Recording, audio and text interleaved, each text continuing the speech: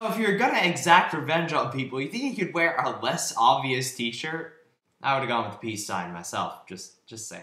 Hello and welcome to my review of The Punisher, starring Thomas Jane, Rebecca Romijn, and John Travolta. This movie has a very simple premise. It centers on a retiring cop named Frank Castle, played by Thomas Jane, who goes with his family to a family reunion in Mexico. However, on his last job, the son of a mob boss played by John Travolta was killed, and he blames Castle for the murder, and to get revenge, he massacres Frank Castle's entire family. So to get revenge, Thomas Jane dons a skeletal t-shirt and vows to kill every one of Howard Saint's, who's John Travolta's character's men, and Howard Saint himself. Now I gotta ask guys, why was this rebooted? This is a pretty solid movie right here. It's predictable and flawed, but definitely solid, and I would have loved to see it go forward with this same actor. And that actor is Thomas Jane.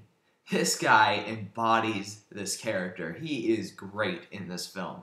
Not only does he look just like Frank Castle from the comic books, but he's just got... The thing about him is that while the movie itself isn't subtle about his character, they show him drinking a lot and really going over the top with his killings and all that stuff.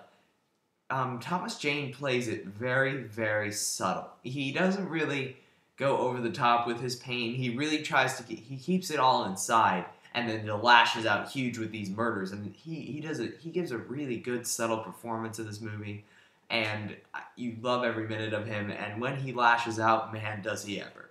Also, it really helps a character like this that Jane just has this really cool, intimidating voice, to where he doesn't even have to do a voice like Christian Bale in Batman. He's just naturally very, very intimidating.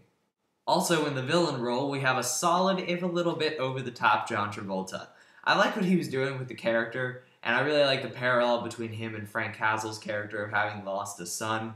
But I feel like his character was giving sort of bad dialogue, but Travolta does the best he can with it. Also, I love the way the Punisher got revenge on Howard Saint in this film. I'm not going to spoil it, don't worry, but normally most revenge films only resort to the big shootouts at the end and all that stuff. But the Punisher actually uses a fair amount of intellect along with all his crazy killings, and I really liked this whole scheme that he comes up with to take Howard Saint down. It was very creative. And also, I gotta say, some of the killing and torture scenes in this movie are very, very creative.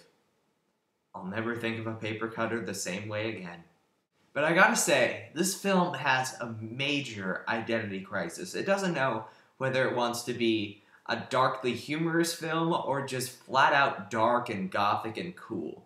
And the way I can best demonstrate this is in two fight scenes. The first, which I believe comes first, is a scene where Thomas Jane is sitting in like a bar and this guitar player comes in and plays this really chilling song, and it's cool. And then he tells him, "I'm gonna sing it at your funeral," and walks out.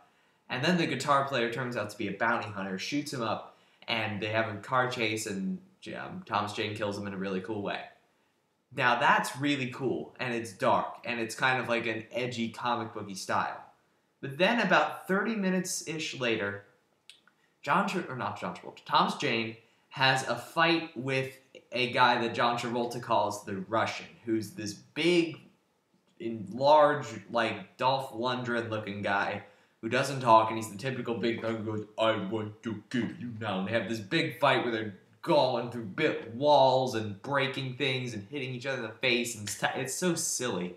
And it's more pop comic booky, and that's just one example. There are tons of examples in this movie where it just flat out breaks tone.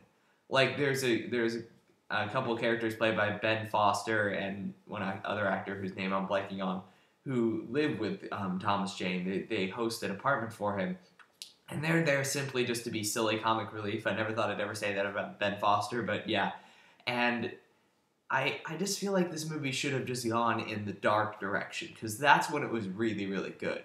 I feel like there shouldn't have been quite as much silliness involved. Because what this movie is about is what men do when they lose everything. And parts of this film really reflected that well, but others were just way too silly. But overall, while The Punisher does have an identity crisis and is very silly at points, I thought it was a really enjoyable film to watch. I had a lot of fun watching this movie.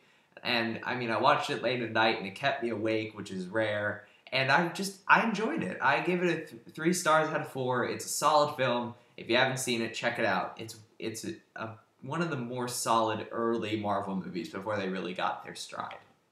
And that was my review of The Punisher. I hope you enjoyed it. If you did, please subscribe to my channel. And until next time, I'm Movie Kid Mike, making sure your time is worth your money.